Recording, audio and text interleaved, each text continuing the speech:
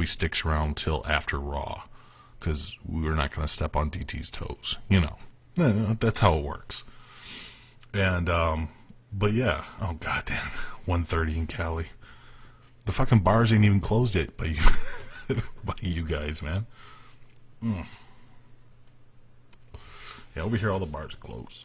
3 o'clock. I mean, there's a few places that are still open, but you're paying a fucking arm and a leg just to be there. But, yeah. So we'll have a little extra shindig for everybody on Monday.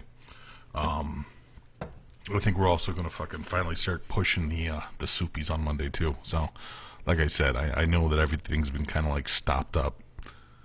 Like a fucking prolapsed anus. But, definitely want to get that shit out there. Definitely want to get the soupies to everybody. Get everybody in on that shit, man. You know, much love to everybody that's been showing us support and stuff like that. Fuck. God damn. What a long ass day. Seriously. Fucking long ass week too, man. And it's really weird. I got some flack about Nikki Bella being an executive. Like, it was my choice. Some of the feedback that I got for my Nikki Bella stance. It's like, you know, look, I'm not a negative guy when it comes to wrestling. I'd like to think that I'm the positive one out of everybody, you know? I'm the guy that hopes the bad shit doesn't turn bad, you know? But, yeah, Nikki Bella running her own show, come on. I mean, I guess it is kind of her world. I mean, when you talk about it, her doing the true Hollywood story kind of bullshit, you know? Running the Total Divas and Total Bellas from now on. I guess it's her world, but does Nikki Bella seem like a person that should be a character of a creative decision when it comes to advancing lives as well as advancing storylines within those lives? Just like, I mean, if you had, here we go. And let me ask the people in the chat this too, because this is definitely more for you know, conversationalism back and forth. But if you could choose, let's say, one person on the roster to be in creative, and I mean one active person on the roster today, right now, if you could choose one person that you would think, and we don't know, we don't have 100% insight as to who's more creative than the other, but if you had a choice based on what you know of their wrestling ability, based on what you've seen of them on TV, who would you pick to be a creative, a person that runs through creative? Any, male, female, doesn't matter. Old school, new school, just somebody that's working within WWE right now. Diogo says Kendrick. Irishman says Baron Corbin. You gotta be fucking trolling me, dude. Much love to Yuck Nasty in the chat room too, by the way. Kevin Owens, Airsway. Balor from Dirty Bird, Jericho from Jamie. Yeah, Jericho's a good one. Jericho's a guy that I bet is very creative in the back. You know, Finn Balor's a creative guy too. I can see it just by, you know, the way he's handled his own character, even when he was Prince DeWitt in Japan and stuff like that. Kevin Owens, I don't know if I would see Kevin Owens as a guy that I would put in creative. RKO Jiff says Dean Ambrose. Much love, Irishman. Young Obama on the beat, says Eva Marie. Dude, you trying to drive the country into the ground, man? Joel Vincent says Alicia Fox. All right. Richmond says The Miz. Very good. My point here is that not one person mentioned Nikki Bella. Not one. Even the people trolling me did not mention Nikki Bella. Nikki Bella does not strike anyone as being the creative head of anything, as being the executive decision maker for anything. So, to the gentleman that was upset at my comments about Nikki Bella, I'm sorry, man. Sorry that you feel that way, but the majority of the people that we talk to, the majority of what I see in wrestling, and even as far as the women's side, I don't think I would ever put Nikki Bella in charge of anything. Anything. She's just not the kind of person that strikes me as a creative individual or a individual that is goal-orientated other than what she has set for herself. You know what I mean? I don't doubt that she has her own goals. You know, married John Cena. But as far as helping other people's careers, Nikki Bella doesn't strike me as that person. But yeah, got a couple of quick speak pipes and shit like that. This show's only going to be an hour, like I said a little bit earlier. We are going to be doing something on Monday, so look forward to that. But we'll start off with Shaun of the Dead. Hi guys, just a quick question. Are you enjoying the Lesnar angle at the moment, the way that he's being handled? I think it's quite funny because the guy's a complete dick in WWE and UFC. So to see him be made to be a bit of a pussy when Goldberg's about, I find it hilarious. Wrestling suit motherfuckers. Fucking the old Goldberg Brock Lesnar angle. Look, I think the big problem with the Goldberg Brock Lesnar angle is that it would have been fantastic had they been doing this the first time around. Goldberg is an old man at this point. He is. And not to say that the old man doesn't still have some fire in him, but it was unbelievable to a lot of fans that Goldberg could not only beat Brock Lesnar so quickly, but so dominantly too. You know, it wasn't like there was a screwjob finish or Brock Lesnar accidentally bumped the ref and he was disqualified in fucking 30 seconds or something like that. No, Goldberg just beat the living tar out of a fucking cross-sport champion. You know, beat the living tar out of a guy who manhandled Cena the year prior. I mean, literally made Cena look like a fucking bitch, which is something that Cena usually is never prone to being. You know, it's always Super Cena, or he loses just by a little bit. Just a little bit Cena loses. But in this scenario, you have Goldberg just dominate the shit out of Brock like he's a bitch. And it's like WWE spent all this money on bringing Brock Lesnar in. Spent all this money on the Suplex City merchandise. Spent all this fucking attention on his accolades. All this attention on goddamn... They fed him fucking Undertaker at WrestleMania. They fed him fucking Taker's streak at WrestleMania. But, you know, Goldberg, out of nowhere, is going to be the guy to decimate Brock Lesnar. Not beat him, decimate him. I don't enjoy the storyline. It's too unbelievable, and it's ruining Brock Lesnar's potential. And, yeah, I know, you know, like guys like Goldberg and shit like that are supposed to be putting over the young talent, you know, and in the end, it might still end up that way. But Brock Lesnar's character was almost at the peak. It was at the pinnacle. Brock Lesnar was a monster to be feared in WWE. And you broke him by making him an embarrassment. You know, I think that if they were going to do something like that, you would have had a match with, like, maybe a Braun Strowman. Maybe Braun could have taken him out. Maybe Braun could have been the guy to finally beat Brock Lesnar. It didn't even have to be a decimation. I don't know why they had to do it. Well, I mean, I know why. They had to do it that way because Goldberg gets gassed in 3 minutes or less. It's just, I don't know, man.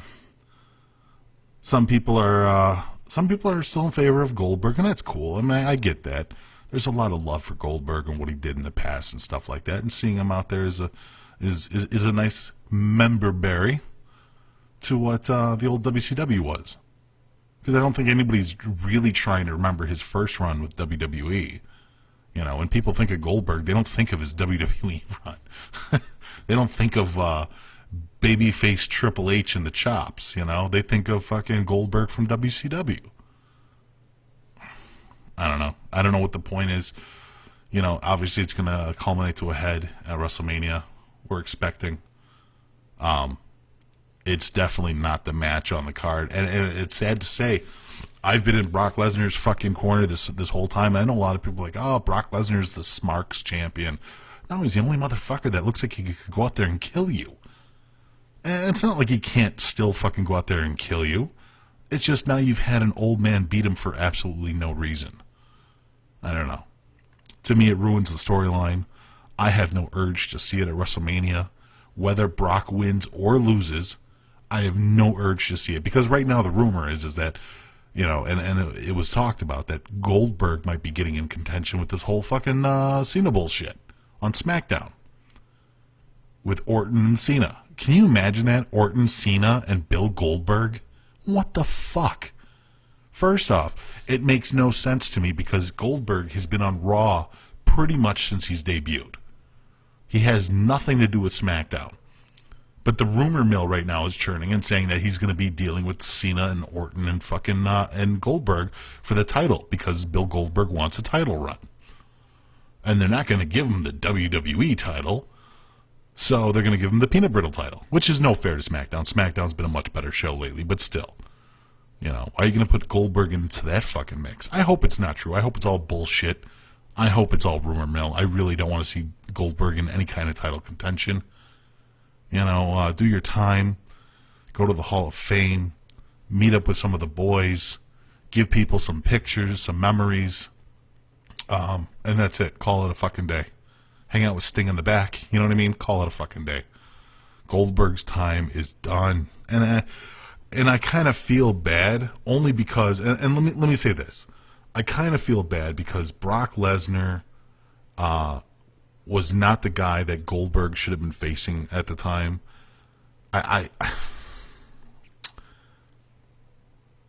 agree. What's the point of ruining Brock only to move Goldberg to SmackDown?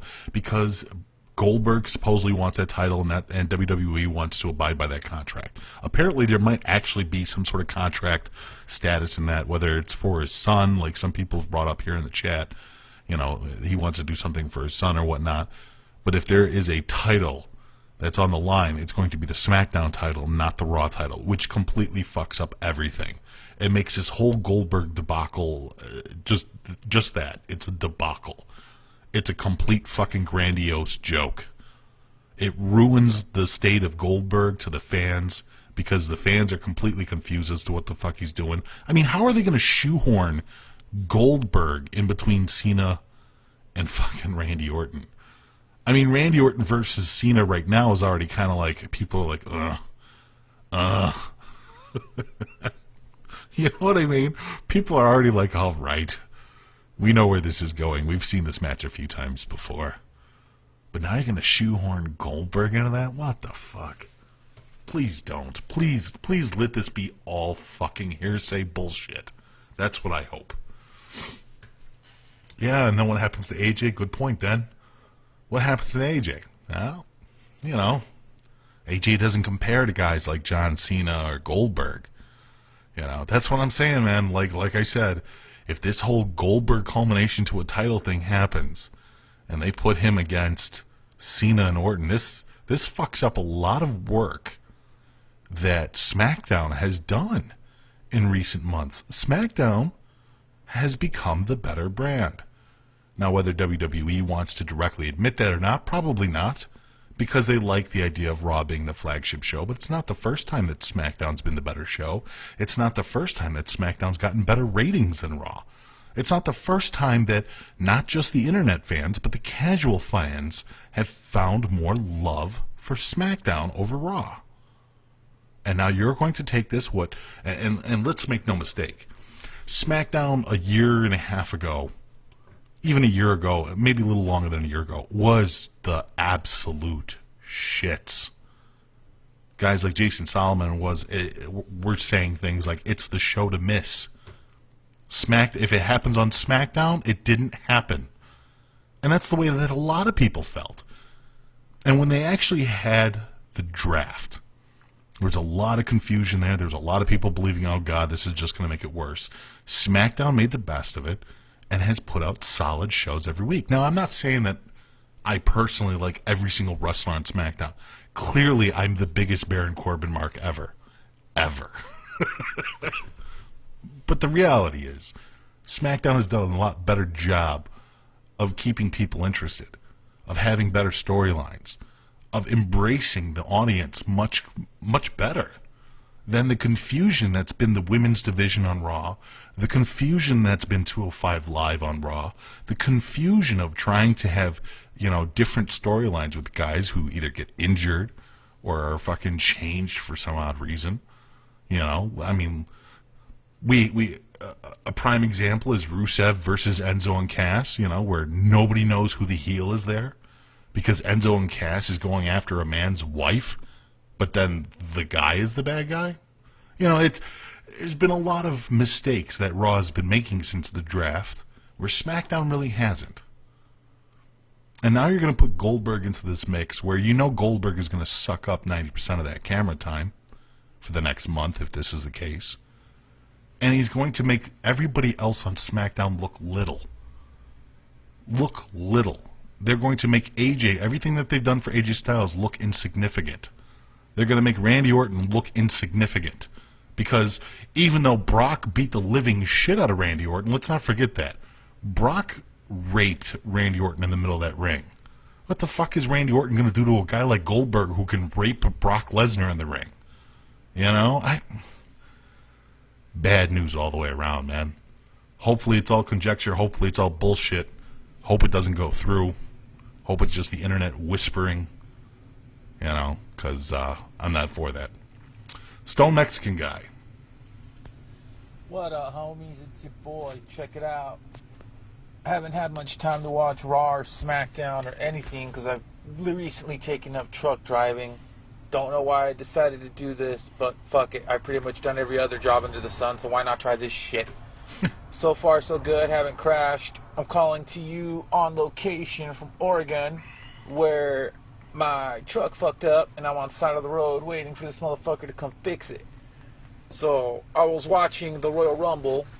Well, I had already seen it, but I was just re-watching it. There's one thing I was tripping out on. Besides, the obvious Undertaker barely being able to move and Baron Corbin and all that, Ty Dillinger coming in at number 10 was really the only cool thing, right? And Braun Strowman, right? So besides Kurt Angle, what if they would have just brought out all the jobbers? I'm talking every single jobber under the sun they got right there. Titus Otunga, frickin' Curtis Hawkins and Kurt Axel and all these motherfuckers. Just have it the jobber Royal Rumble, right? And leave everybody in the ring. Nobody gets eliminated until Roman Reigns comes in. And he just literally eliminates everybody one by one. He just Superman punches everyone out of the ring. How fucking pissed do you think the audience would have been over that? Seriously. Alright, wrestling suit, motherfuckers. Yeah, dude, there's a lot of unhappiness when it comes to Roman Reigns. This isn't a secret. This isn't just our show. This isn't even just the podcast that we know. There are a lot of unhappy fucking people, whether it's the WWE Universe, whether it's the casuals, whether it's the fucking podcasters, whether it's the smarks, the smarts, whatever, whether it's even the old school guys, actual former wrestlers. A lot of people are not fans of Roman Reigns. And more so the idea of putting an entire Royal Rumble together of nothing but job guys. I assume what you're talking about is your Victors, your Connors, your Breezangos. You know what I mean? I figured that's what you mean.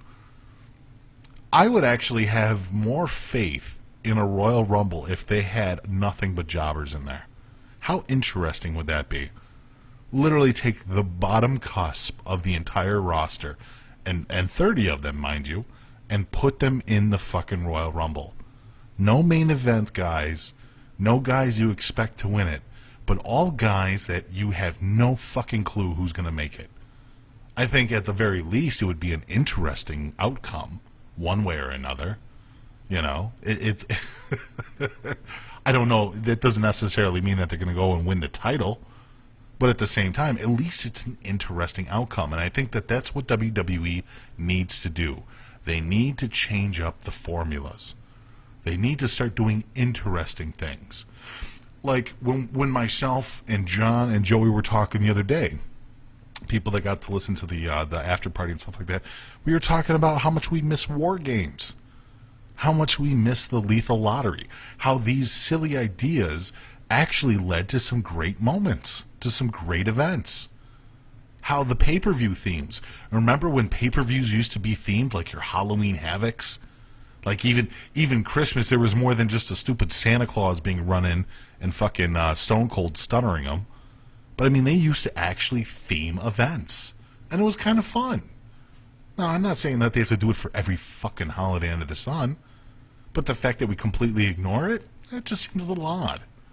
It seems a little odd that WWE has become more and more uniform and taken away everything that kind of made it special. Everything that's made it its thumbprint special.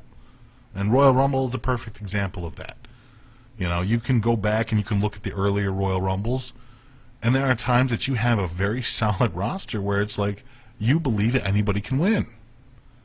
But you can't believe that anybody can win when you have a guy like Roman Reigns being force-fed down a lot of people's throats.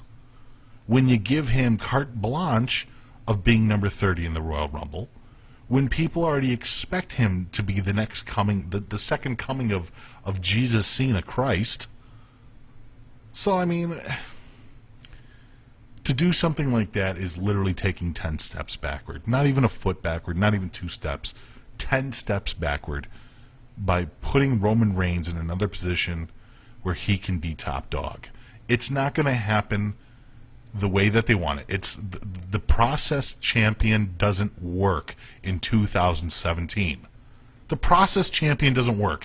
Your Hulk Hogan's don't work. Your Cena's are even falling off.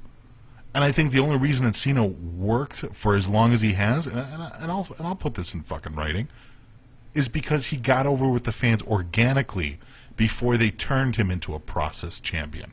Roman Reigns never got over as a solo guy. As the Shield, absolutely. People love the Shield. The Shield was a fantastic group, and they got over organically as a group. But as an individual, Roman Reigns has never been over as an individual. Nobody singled out Roman Reigns and said, oh, this guy is great. Fuck those other 2 assholes.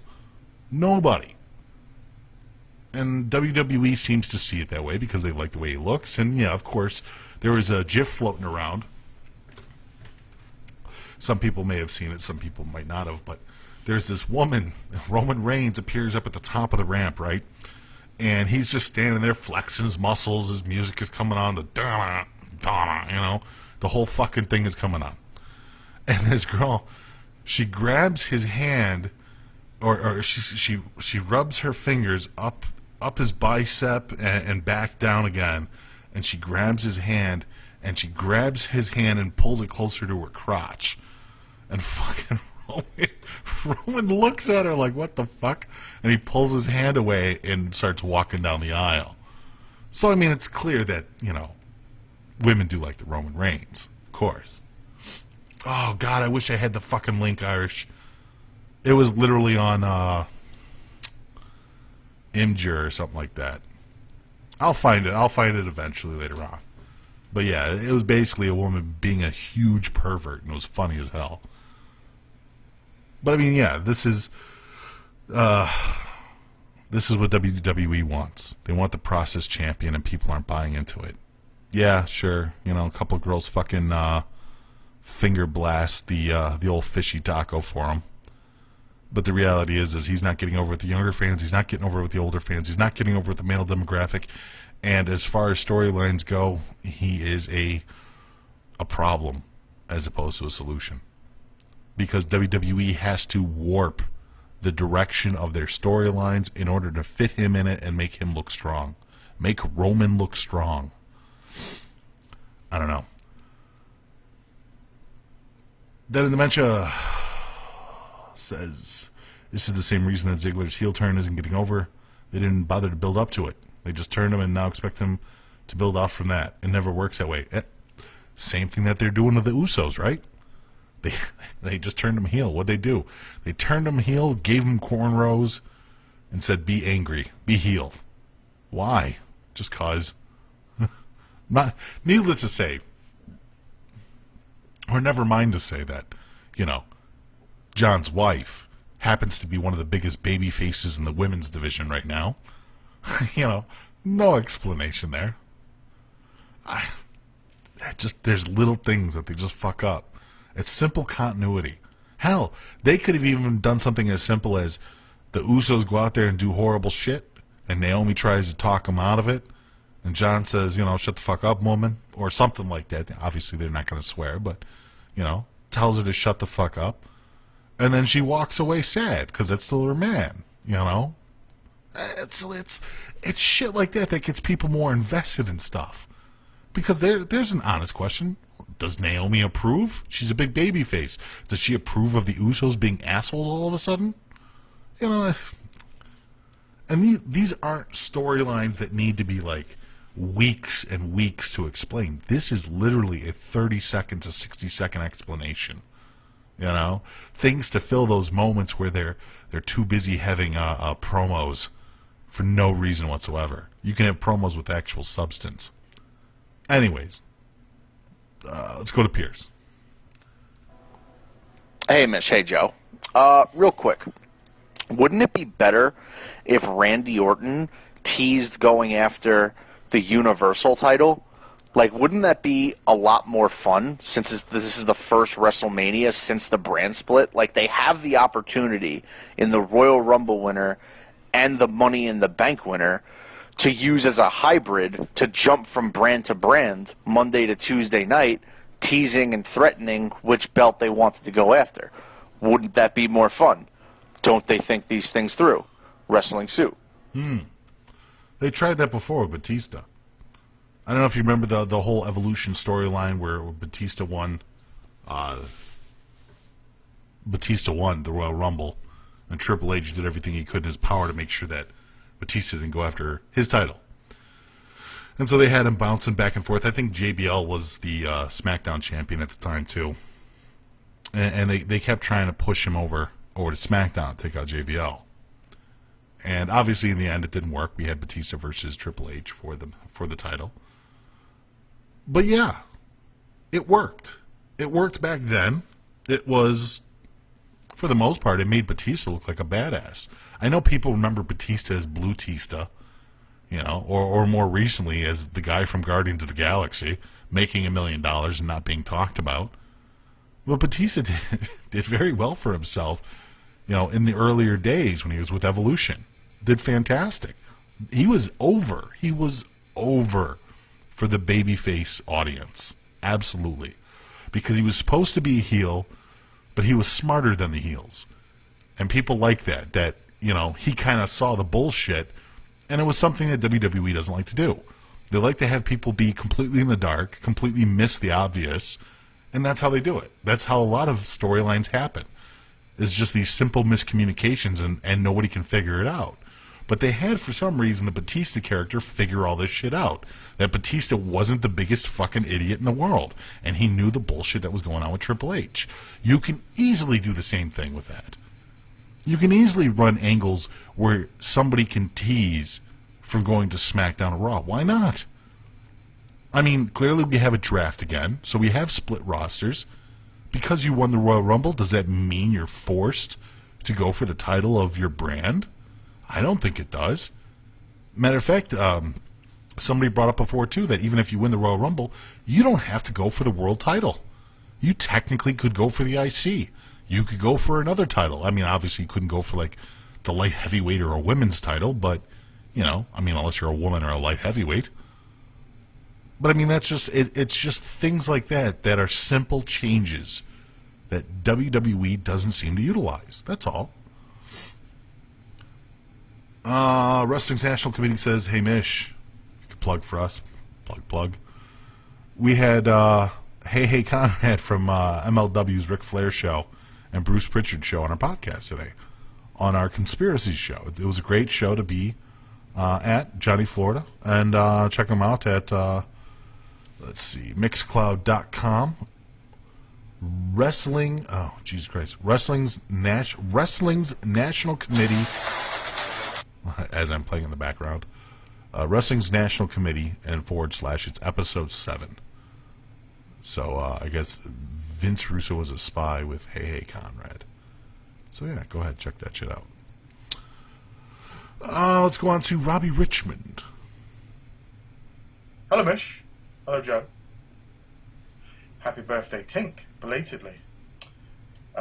Mish, what did you get Tink for her birthday? Got her a couple things. There so you could tell us. That was good. I know what you got her. You gave her your tongue up her ass again. I know she likes that. Little bit of bottom snorkeling, eh? You fucking dirty 17-foot Asian, you. Bottoms up party. Filth, you cunt. Right, so, on the show on Thursday, you were talking about social media ratings and stuff like that. I think it's really, really important because obviously what the WWE do is they go, hey, look, we're trending online, so that means that when you advertise with us, it's much, much more like better or something or sure. Nothing, whatevs. So what was interesting, as you said, like because I know like Joe, and I fully agree with Joe on this about this idea of common sense booking and storylines that make sense, and they'll just go like, fuck it, shall we have Bill Goldberg go out and just like, you know, rape JBL's mouth? I'd actually like to see that. Anyway, but you know, that's what they didn't do anything like, no, there were no surprises, were there, as you guys talked about, yeah? So Finn Balor didn't come out and spunk on that little boy's face that was crying when he asked him a question. I'm really glad that Joe didn't see that video, and every time you reference it, Mish, which has been quite often, Joe's like, what are you on about? I don't really fucking understand. Mate, it was super fucking awkward. It was super fucking awkward, little boy. Oh, bless. Anyway, so no surprises. And they didn't trend. Now, question for you boys is, have they done that deliberately as a thing to, like as a gauge for when they do all their analysis? Because, let's face it, the WWE is basically being run by what focus groups tell them and what statistics tell them, rather than like good storytelling or anything like that. At least in my opinion, I don't know if you agree. I imagine you're going to spend like 6 minutes talking about it, maybe 7. But it's better than talking about Roman Reigns for 4 fucking hours, isn't it, you pair of fucking shit girdlers? Second thing. Brie and or Nikki, I can't tell them apart. That's probably because they're twins. So one of them's being made executive producer and being allowed to direct episodes of the Bella Twins show, whatever it's called. Suck Me Off Because I'm a Bella, whatever it's called. Yes. Again, I will say this. This is to do with Steph McMahon's legacy when she runs for office in about 15 years. And she goes, we had female producers. We didn't have any female producers. We don't have any female road managers or anything like that. Well, now we do. I did it because I'm Steph, and my fake boobs are fake, just like my personality and my vagina, which is actually a snapping turtle. I didn't even think of that. Cheers, boys. Shit. Bye. Very good, Robbie. I didn't even think of that. Yeah. There you go. Why is Nikki Bella being thrust into an executive position? To fill the quota. For WWE to sit there and say, hey, we have a lot of powerful women in the company. Women are not only treated equally in our company, but they excel. Nikki Bella started off as a soccer player / model. And now look at her. She's the executive of multiple shows relating around WWE. Ugh. It's a horrible way to think of it, but it fucking makes sense. God damn it.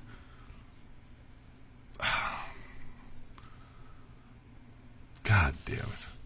I hate it when the simple logic is probably the most realistic. Because that's it. You know, it's not because Nikki Bella's put on a clinic for the last, 7 years of her life and she's excelled as not only a performer but a creative talent. No. It's because she's a woman and she's loyal to the company and we can use her there as a figurehead. Yuck. And what was the other thing that he brought up? Jesus Christ, I just blanked on it. He was asking us not to talk about Roman Reigns.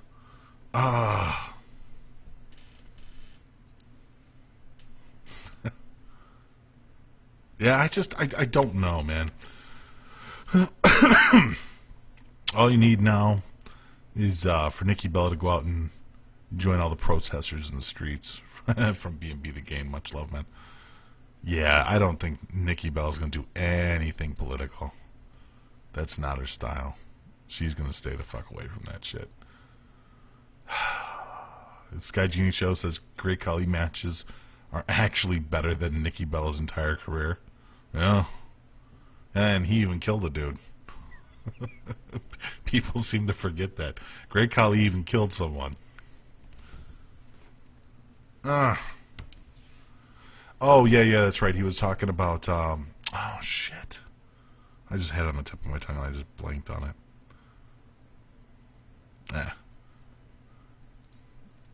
Let's go to Nerf from New York. Hey, Wrestling Soup. It's Nerf from New York again. And with Mickey James returning and being partnered with Alexa Bliss, there was a weird rumor floating around. I think you guys even mentioned it on the show where they used to call, I think, Alexa like Baby Trish because she's very Trish-esque. So in this PG era, anybody else want a lesbian love angle between Mickey James and Alexa Bliss? Only the roles are reversed. I don't know. I'll let you guys ponder that one. Later, guys. I don't think anybody would be against that, man. Mickey James has kissed Trish a couple times. You know, I don't think she's worried about lip locking Alexa Bliss. Alexa Bliss is a cutie. You know, seeing Mickey James and Alexa Bliss in some kind of a relationship together would be interesting. as Joel Vincent says, who the fuck is Joel? I'd pee in Mickey's butt.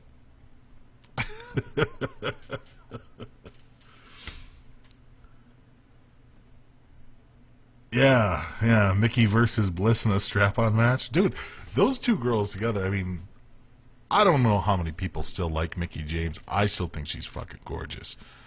I've been following Mickey James's career back when she was Alexis Lowry, back when she was wrestling in WEW, when she was wrestling at fucking bars against Simply Luscious and a whole bunch of, like, just random fucking people. You know, I have her collections. I don't know, this sounds a little weird, but like, as much as I've disliked Maria over the years, I've loved Mickey James. Followed everything she did. Matter of fact, as painful as TNA was to watch, I would watch Mickey James stuff just because it was Mickey James. Absolutely enthralled with the girl. Now, the fact that she may be doing something with Alexa Bliss that might even be constituted as a relationship or a lesbian angle or something like that, that's interesting only because that is such a political angle that I don't know how WWE would do it. Let's not forget, WWE has tried gay angles in the past, and they've all gone terribly wrong. From hot lesbian action to the marriage of Billy and Chuck, WWE continuously fucks up gay angles.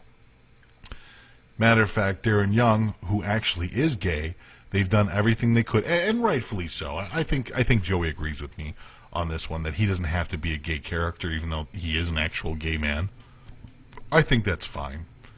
But the gay characters that WWE has had have been horrendous. So now, once again, if this is true, by any stretch of the imagination, WWE again will be taking two people that are not gay, or at least I don't honestly know if Alexa Bliss is gay. I don't think she, or even bi. Like, I know Mickey is married, has kiddos. I should know this off the top of my head, but I don't. So, I mean, Mickey could be bi. I don't think she is. But, I mean, you never know. Maybe she's a lipstick lesbian. Does that term still exist? Does that exist in 2017? Lipstick lesbians. Girls that only, kiss and suck, and that's about it. They don't go for the full scissor project. But I don't, Tori and Dawn Marie. Oh, yeah, Tori and Dawn Marie is another fucking abomination because, yes, while the hotel room scene was interesting, let's not forget that the whole reason was because Dawn Marie forced Tori to eat her box, or else she was going to fuck her dad to death. Wasn't that the storyline?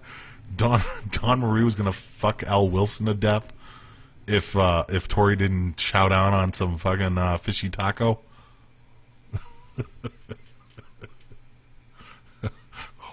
Horrendous storylines, man. Yeah, but but she even made jokes. Dakota Duran says marry your dad, but I think there was even like jokes or lines used where she said that she was going to give him a heart attack during the copulation, you know, in the honey room suite. Oh, it's fucking they're WWE is horrendous when it comes to these angles. So if you're asking me as a guy, fuck yeah. Fuck yeah. I want to see it. If you're asking me as a wrestling fan, not so much. That shit will not end well. It will not end well, and it'll end up hurting Alexa Bliss. And for whatever project or position that they have Mickie James in, it's not going to do her any favors either. You know what I mean? Yes, Coco Kid says, didn't WWE say that they'll be working with the LGBT community for future storylines? They absolutely did. They absolutely did. Yes, this was brought up. I don't know what the fuck that entails, though. I have no clue. You know, after that was actually stated by WWE, I have not heard anything about it since. So, maybe this is one of those storylines that the LGBT community is behind. I have no clue. I'm actually hearing about this whole lesbian angle for the very first time right now from Nerf from New York. So, don't know. We'll see how that works. Let's go to Stanley Miklov. Hey Mishka, Joey, how's it going? Happy New Year. Shout out to the chat room. Shout out to the screener. Haven't lived one of those in a while. But some time ago, Joey mentioned that he has a favorite piece of shit list. And one of the guys on that list was R. Kelly, if I can remember correctly. My current favorite pieces of shit are Donald Trump and Triple H. So, Mish and John, if you're there, share with us what who your favorite pieces of shit are. And, yeah, that's all. Yeah, Donald Trump. Rusev Machka. Bye. Thank you, Stallion. Yeah, no, I think Donald Trump is on a lot of people's favorite piece of shit list. Because you know what? Even though he is a piece of shit, he does deliver some funny-ass lines. The guy is comedy gold. He really is. These political analysts are going to be making a fortune for at least the next 4 years, while Donald Trump is at the top, as the chief.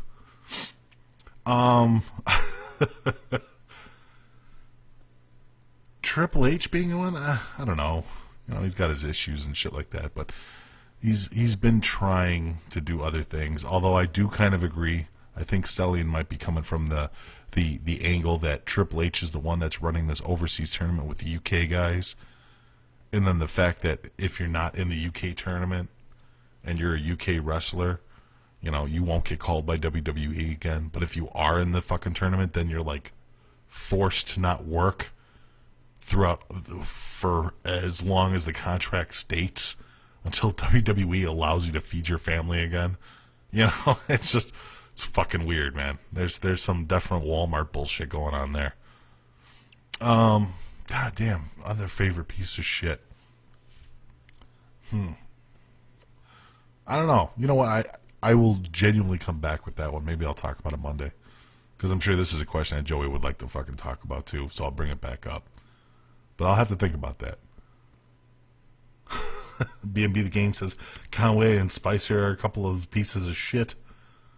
Joel Vincent said they tried to make Patrick Clark a Trump supporter before they made him into Prince. Trump memes. Yes, indeed. We'll take, let's see. I got a couple more here. Let's go to Don Pony. Good old Don Pony. Don Pony saying here back again with another voicemail. And sorry, I'm sick. And today I just have a legit question for you guys. So I was on the WWE Network the other day, and I noticed that Theodore Long, so he was a heel back then, right? Calling all the white people fucking crackers, that racist shit. And I fuck with that, right? So, and now we come back to the future, and do you guys think that there will ever be another black heel persona and wrestling suit motherfuckers? It's funny when they first brought out the New Day TND. There was a lot of connections there that I thought TND for the New Day was going to actually stand for the Nation of Domination. I think that there can absolutely be strong black role models within WWE. I don't think that there's anything wrong with that. As far as black militant characters, not right now. not for at least 4 years. Because right now shit's a little sensitive for a lot of people. And while, you know what, you bring up a good point. If you had a black militant character in WWE right now, it would be so controversial that everybody would talk about it. Almost in the same vein of Jack Swagger and Zeb Coulter with the whole We the People thing. I think it would be controversial on that kind of level where mainstream media wants to talk about it and get a part of it. But the problem is even if you had a black militant character like that in 2017 in WWE today, they would do exactly what they did with Zeb and fucking Jack Swagger. They would publicly apologize if they offend anyone. And it breaks kayfabe. To the point we understand that these guys are all characters. We know that. I think that's kind of a universal thing.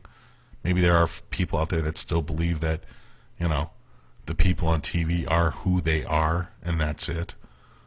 But when you deal with something as critical as equality, as supremacy, as racism within black, white, doesn't matter, Asian, whatever, Indian, dot or feathered, you tend to piss off a lot of other people.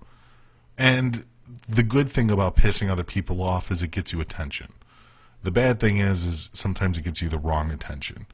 And right now, with as sensitive as race relations are in between everybody right now, I think it would be an inappropriate time for WWE to do something like that. I don't know, man. I don't know. That's a good question. You know what? That, especially coming from you, Don Pony. No shots on that one, but especially coming from you, that is a fucking real deep question. Because there could be a lot of money in that. God damn, there would be a lot of money in that. And I can actually see it. For a while there, Mark Henry, even past, when you get past the whole Rodney Mack, Jazz, Teddy Long bit, when you go past that time and you even get into the Mark Henry Hall of Pain stuff, he was almost a black militant character without having to say he was a black militant character. I loved Mark Henry, his run. We talked about it about a month ago too, with his great heel turn on John Cena, stuff like that. Mark Henry proved that he was a human being, but at the same time, he was a fucking badass. So, I don't know how they would do that. I mean, who would be, in WWE right now, who would be the guy that would be your character? Who would be the guy that would lead that? Xavier Woods? No. Big E? Maybe, but he's so goofy. Apollo Creed? Apollo Crews, oof. Apollo Crews is too busy smiling. He has the physique for it, but he's so soft-spoken. You know what I mean? He doesn't seem like that guy. I agree, Dirty Bird. Dirty Bird says we need a black pipe bomb. Absolutely agree. But I couldn't for the life of me guess who would... Byron Saxton? I mean, come on. Who would be the guy to lead that?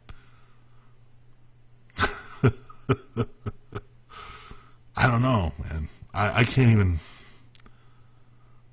Mark Henry's too old. Mark Henry would have been the perfect guy. Had this been a question 10 years ago, Mark Henry would be the guy. New Jack is too old. And WWE wants nothing to do with him. R-Truth as a heel again? R-Truth has been made to look so goofy. And they've I don't know, man. I don't think R-Truth could ever be taken seriously as a heel again. You know? Cena. Shit, that might be the best one there, Young Baba. The Boogeyman? I don't even know if he's still wrestling. Tyson Kidd? No. Cedric Alexander? Nah. I don't know.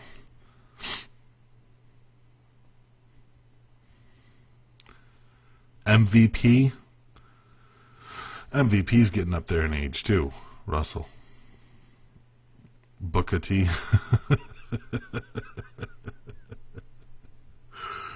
T.I. Small. See, but now you're going outside of WWE. Now you're going into the realm of finding somebody outside of WWE, grafting them into the system, grooming them for this role, and then praying that the role works out. I don't know if WWE wants to do something like that. The way that they're structured now is everybody goes to the Performance Center, everybody goes to NXT, and then you graduate to WWE. And in that time, WWE does their best, and rightfully so, to find all your flaws and weaknesses. And the reason they do that is to make you a better wrestler, a better character, a better promo, etc., etc.